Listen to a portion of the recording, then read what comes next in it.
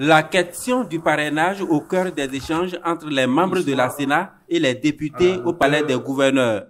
Une rencontre qui intervient après celle que l'institution chargée d'organiser l'élection présidentielle de 2021 a eue avec les représentants des partis politiques, les organisations de la société civile et les professionnels des médias. Selon le dispositif du code électoral, vous constituez les parrains qui sont en mesure de donner leur caution, c'est-à-dire leur parrainage à tout candidat à l'élection présidentielle. Selon Emmanuel Tiando, il ne revient pas à la Sénat de juger de l'opportunité ni de la pertinence d'une loi votée par la représentation nationale et promulguée par le président de la République.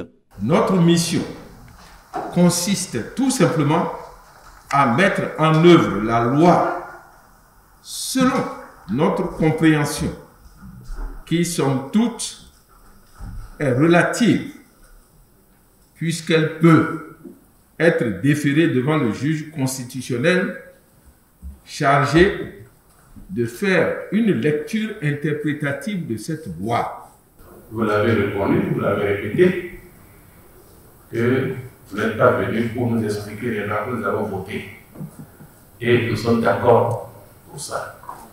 Il n'y a pas une autre interprétation qui soit au-dessus de cela.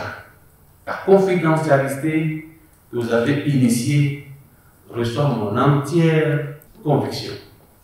Je suis entièrement d'accord pour que cela soit fait de façon confidentielle pour protéger chacun d'entre nous et protéger l'institution de manière à ce qu'on ne puisse pas penser que c'est une manière de faire du marchandage.